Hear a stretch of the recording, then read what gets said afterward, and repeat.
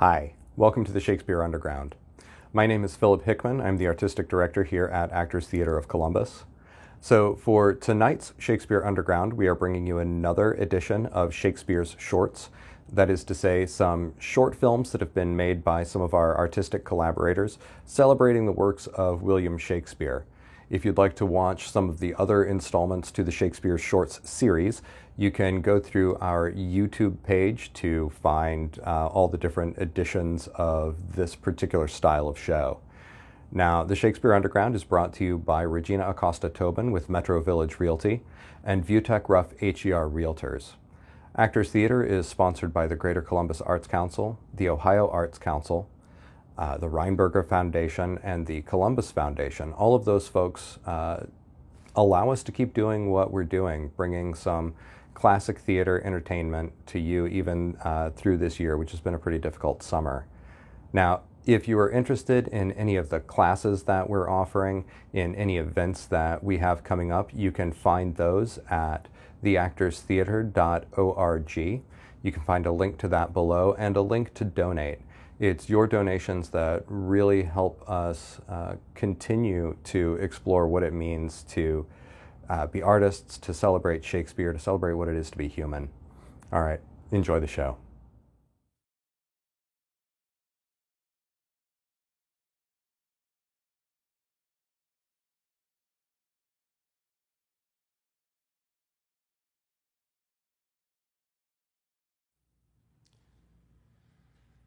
I do much wonder that one man, seeing how much another man is a fool when he dedicates his behaviors to love, will, after he hath laughed at such shallow follies in others, become the argument of his own scorn by falling in love.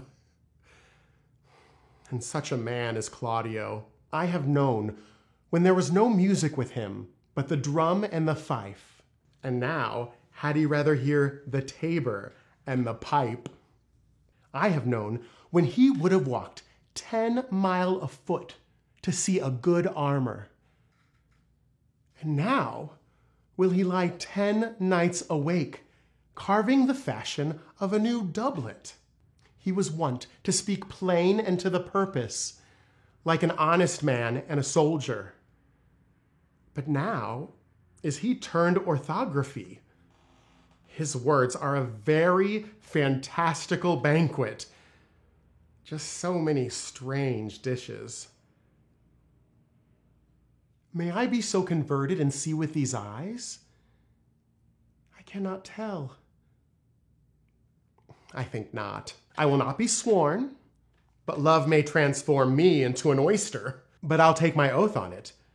Till he has made an oyster of me, he shall never make me such a fool. One woman is fair, yet I am well. Another is wise, yet I am well. Another virtuous, yet I am well. But till all graces be in one woman shall never come in my grace. Rich she shall be, that's certain. Wise, or I'll none. Virtuous, or I'll never cheapen her. Fair, or I'll never look on her. Mild, or come not near me. Noble, or not I for an angel.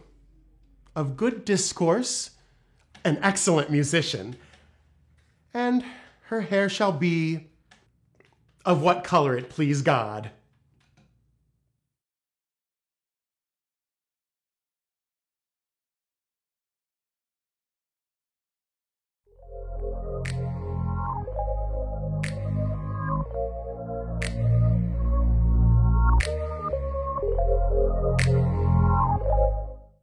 Haven't been on a dating app in a while, but how many goodly creatures are here, right? How many goodly creatures. Oh my god. Are you gonna work with me here, please? Oh my god. Tell the truth, I think my dad would kill me if he heard me on here right now. He's a little overprotective, but he just doesn't get that I'm a grown woman, and I just need a little... Yeah. Where was I? Quarantine it's over. We get back to our lives. It's just getting out again and seeing people. It's like a whole new, like, beauteous world. I never use that word.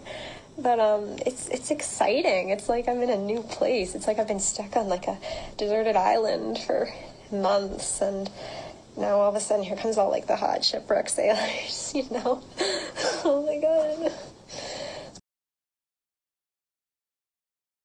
So I think my best Amazon quarantine purchase, because we all been doing some online shopping, doing a little damage to the credit card. I think my best online purchase is probably my iced coffee maker. You know, a girl needs her iced coffee, can't really go out and get it. So yeah, I'd say that was it. Oh, my vibrator. That's a good one too.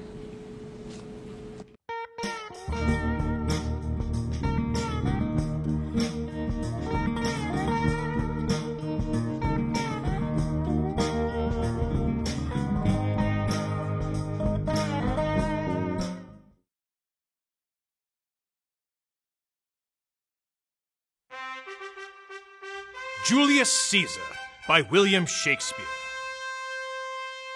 Our story takes place in the heart of one of the greatest civilizations in the ancient world.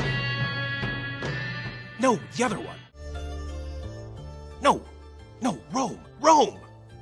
There we go. The story begins in Rome as Julius Caesar returns to the Eternal City, basking in the afterglow from his military victories.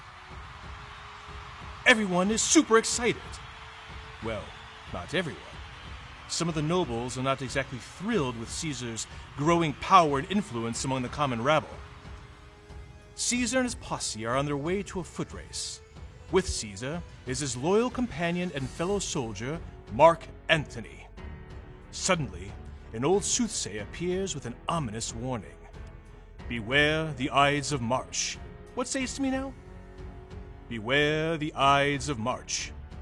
Caesar, arrogant and feeling invincible, blows off the fellow and exits. But two noblemen are suspicious of Caesar and his growing power. The first is Cassius, a longtime friend of Caesar's. Or is he? He is jealous of Caesar and hates that one man can have so much power and control. The second is the noble and true Brutus, another friend of Caesar's. He loves Caesar, but places the good of Rome above all else.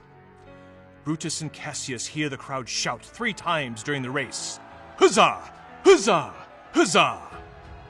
Casca, another nobleman, exits the race and informs them that Antony just offered Caesar a crown 3 times, but Caesar refused each time, albeit reluctantly.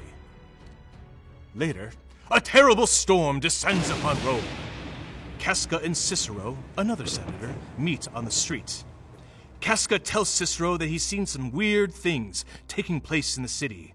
An owl in the daytime, a lion in the Capitol, men on fire walking through the streets. Do these events foreshadow dangers yet to come? Cassius, on the other hand, is pleased as punch about the events. He believes the savage storm and strange sightings are portents of doom from the gods, warning the Romans about Caesar. Casca gives Cassius some news. Indeed, they say the senators tomorrow mean to establish Caesar as a king. So the two conspirators plot against Caesar, and, knowing they need some clout, decide that they need to bring honorable Brutus to their cause. Slam cut, this time to Brutus's pad. Brutus is torn. He knows that Caesar must die, but he loves Caesar. Isn't it only a matter of time before all that muscle and might went to Caesar's head and he became a tyrant? Suddenly, Cassius, Casca, and the rest of the conniving crew of conspiratorial conspirators arrive. They decide that the welfare of Rome demands Caesar's death. Cassius suggests that they kill Antony too while they're at it. But worthy Brutus reminds them that they only stand against Caesar. They can't be seen as butchers. And besides, Brutus tells them, Antony would be rendered harmless once Caesar is out of the way. And for Mark Antony, think not of him, for he can do no more than Caesar's arm when Caesar's head is off. Oh, Brutus. Brutus, Brutus. Our attention now turns to the venerable Caesar's house. Caesar cannot sleep. He wanders through the house, kept awake by his wife Calpurnia's nightmares. Calpurnia tells Caesar that he mustn't leave the house. There's lightning, lionesses giving birth in the street, and the dead wandering around town.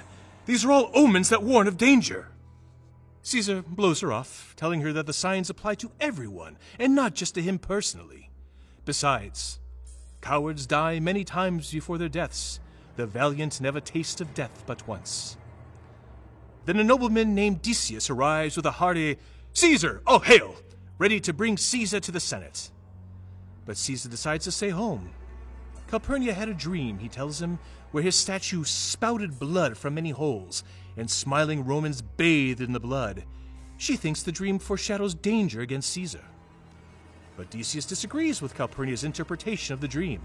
He says that the dream means that the Roman people will gain life from his blood. He also confides that the Senate wants to give Caesar the crown today, and if Caesar doesn't show up, well, the wishy-washy Senate might change its mind. In the end, Caesar agrees to go. Caesar, oblivious to any potential danger, arrives at the Senate and is soon mobbed by the other senators. The conspirators surround Caesar, distracting him by begging for favors, waiting for the right moment. Then the conspirators strike. Casca attacks first, stabbing Caesar. The others follow, hacking at the beloved Roman leader with their deadly, cruel blades. Finally, it is noble Brutus's turn. He approaches the wannabe king and administers the coup de grace. Caesar falls and speaks those final, fateful, and famous last words. Et tu, Brute?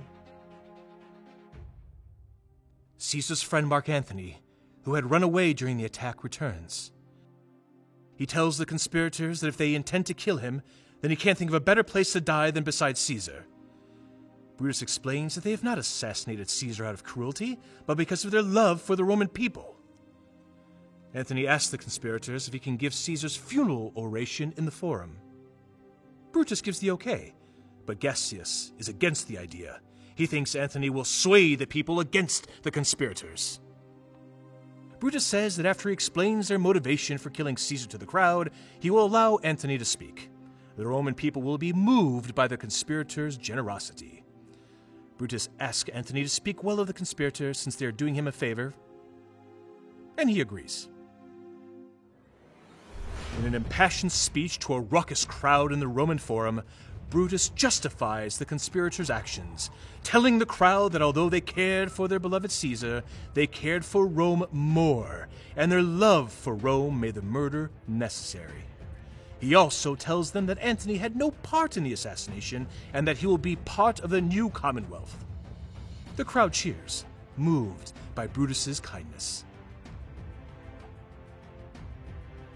It is now Antony's turn to speak.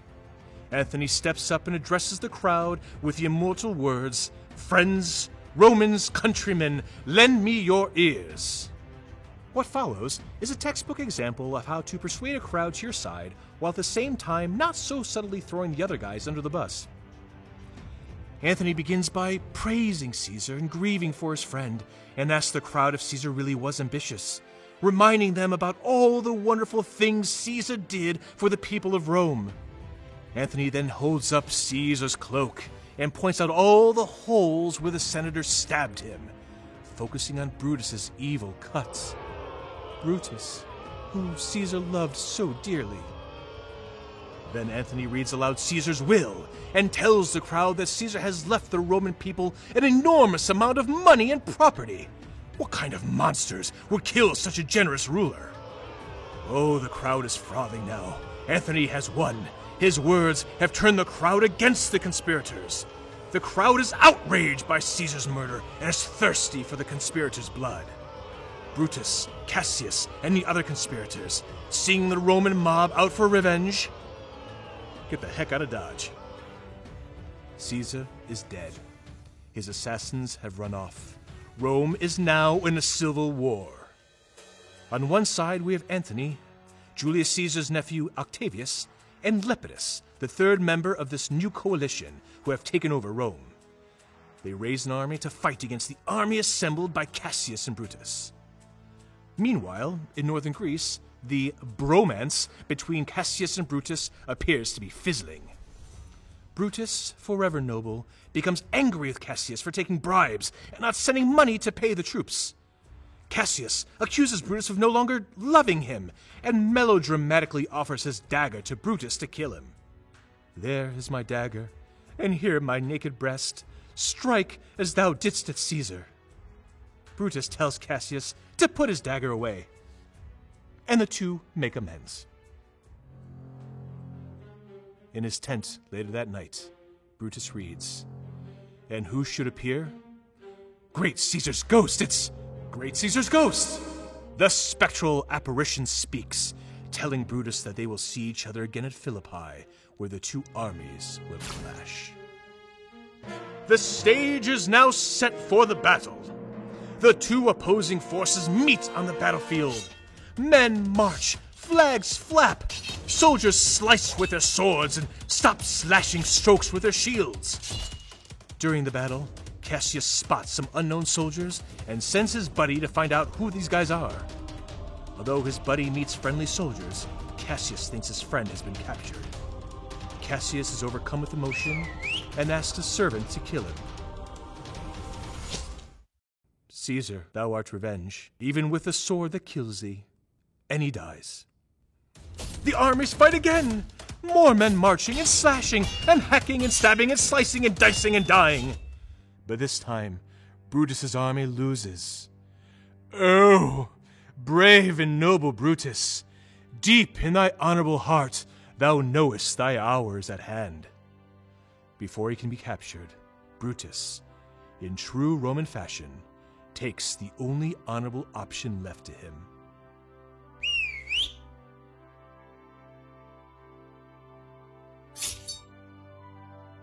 The battle is over.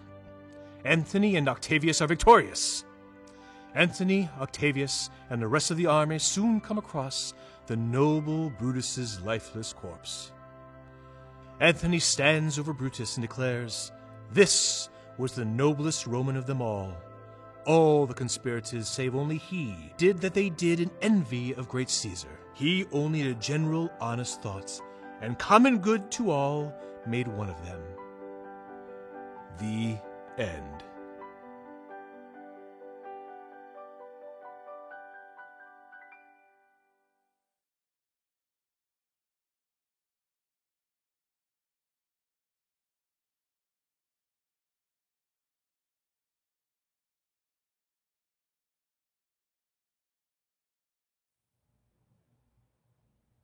Once more unto the breach, dear friends, once more, or close a wall up with our English dead.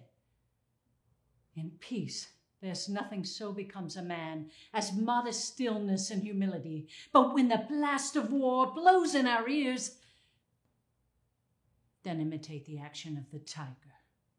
Stiffen the sinews, summon up the blood, disguise fair nature with hard-favored rage. Then lend the eye a terrible aspect. Let it pry through the portage of the head like the brass cannon. Let the brow overwhelm it as fearfully as doth a gullet rock o'erhang and jutty as confounded base, swilled with the wild and wasteful ocean. Now, set the teeth and stretch the nostril wide. Hold hard the breath and bend up every spirit to its full height. On, on, you noblest English, whose blood is fed from fathers of war proof. Fathers that, like so many Alexanders, have in these parts from morn till even fought, and sheathe their swords for lack of argument. Dishonor not your mothers. Now attest that those whom you called fathers did beget you. Becopy now to men of grosser blood, and teach them how to war. And you, good yeomen, whose limbs were made in England, show us here the mettle of your pasture. Let us swear that you are worth your breeding, which I doubt not. For there is none of you so mean and base that hath not noble lustre in your eyes. I see you stand like greyhounds at the slips, straining upon the start. The game is afoot. Follow your spirit, and upon this charge cry God for Harry, England, and St. George!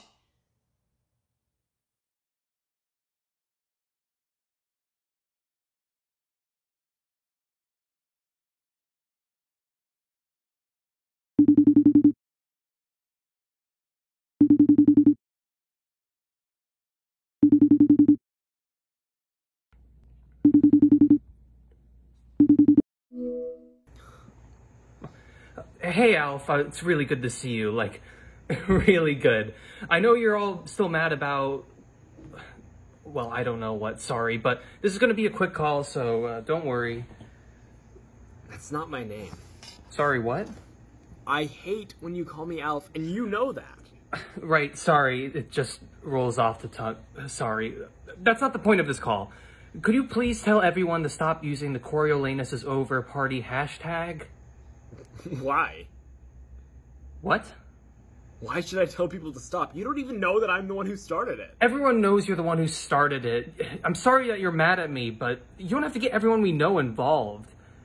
Well, how else was I going to let you know that I'm mad without having to talk to you? Okay. Well, that's a good point, but I still don't like it. I did what I had to do to earn what was rightfully mine. I didn't realize you were going to have a full-on public breakdown about it. So you agree that you did something wrong? What? No, that's not what I'm... Look, Ophidius, I'm sorry what I did hurt your feelings, but I deserve to rule Rome and its people. My mother said I was born for it. Not that again. You know, she never liked you, my mother. Thought you were too self-important. Coriolanus, your mother doesn't even like you. You've got me there. I know. Yeah, that's a good point. She's the worst. Okay, my mother aside, I don't think that I've done anything wrong. Could you please tell people to stop using the hashtag? I really think that you're blowing things out of proportion. Say you're sorry. What? Say you're sorry. For what? You know what you did. I literally do not. I hoped you weren't going to make me do this. What now? You've given me no choice. Alf, we can talk... I mean, Ophidius, can you just tell me what I did wrong and then we can work it out and we'll be fine? This was the last straw. You've betrayed me. You've betrayed the ideals of democracy. I'm sending out the Coriolanus is cancelled hashtag. Please don't do that. I'm sorry, Corey. You're cancelled.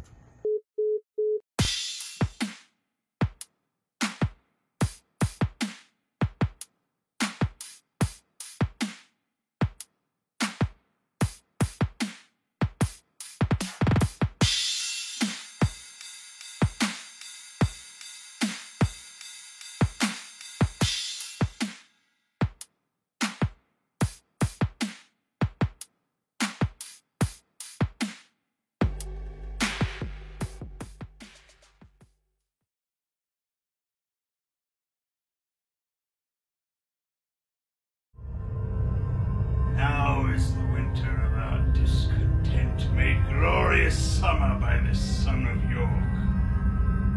I, rudely stamped and want love's majesty, deformed, unfinished, sent before my time. Since I cannot prove a lover, I am determined to prove a villain. Lest I certain all will be well.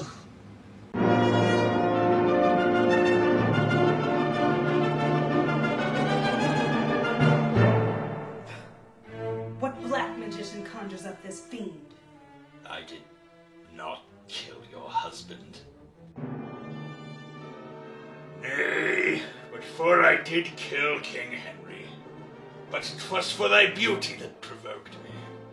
Or shall I live in hope? All men I hope live so. Vouchsafe to wear this ring. Look how the ring encompasses blessed finger. Bid me farewell. 'Tis more than you deserve, but imagine I have said farewell already. My Lord Gloucester, by heaven I will acquaint his majesty with those gross taunts I often have endured. Out, devil! I remember them too well. Thou slewest my husband Henry in the tower. Willow, what I have been and what I am. A murderous villain, and so still thou art. Oh, what does she say, my Lord of Buckingham? Nothing that I respect, my gracious lord.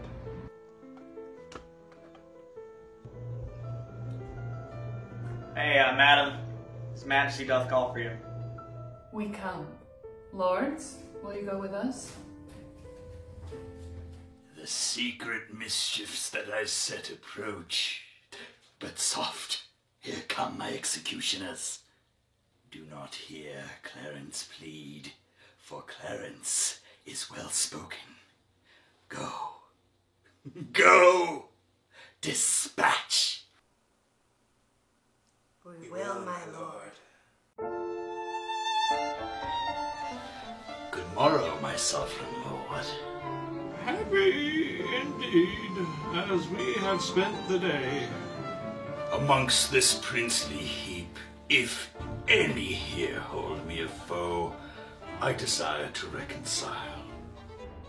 I do beseech your majesty to take our brother Clarence to your grace. Oh, who knows not that the noble duke is dead? Who knows not he is dead? Oh, what a world is this? I pray thee, peace. My soul is full of sorrow.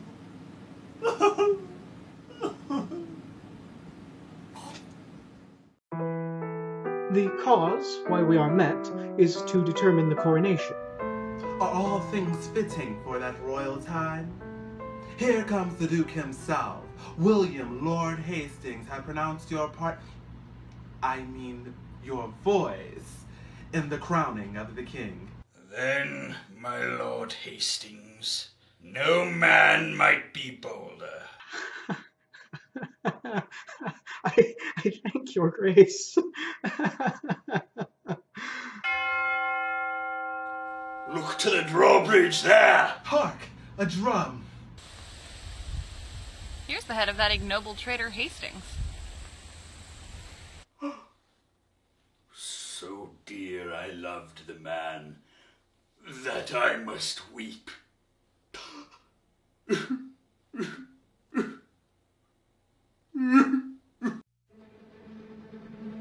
Rise, cousin of Buckingham. My gracious sovereign. Am I king? 'Tis so. But Edward lives. True, noble prince. Sir Tyrrell, darest thou resolve to kill a friend of mine? 'Tis done, my gracious lord. My gracious sovereign, Sir Edward Courtenay and Bishop of Exeter are in arms, and every hour more competitors flock to their aid. Out on you, owl! What, nothing but songs of death? March on. March on! Spare and die! Arm, arm, my lord! The foe vaunts in the field! Fight, gentlemen of England! Upon them!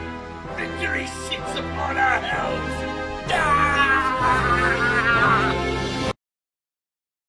A horse! A horse! My kingdom for a horse! The day is ours! The bloody dog is dead! Peace lives again! That she may long live here! God say amen!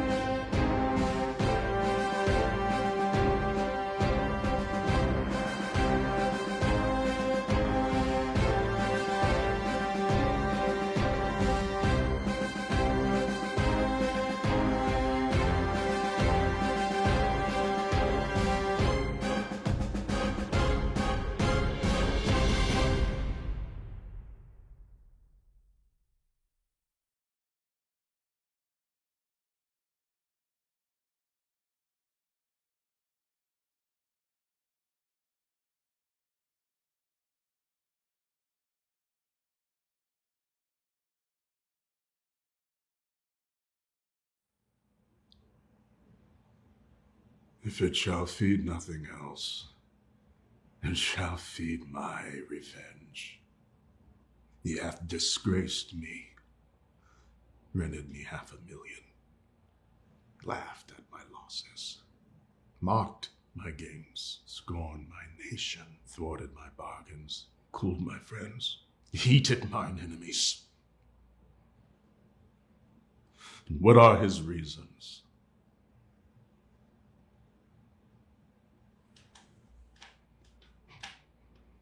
I am a black man.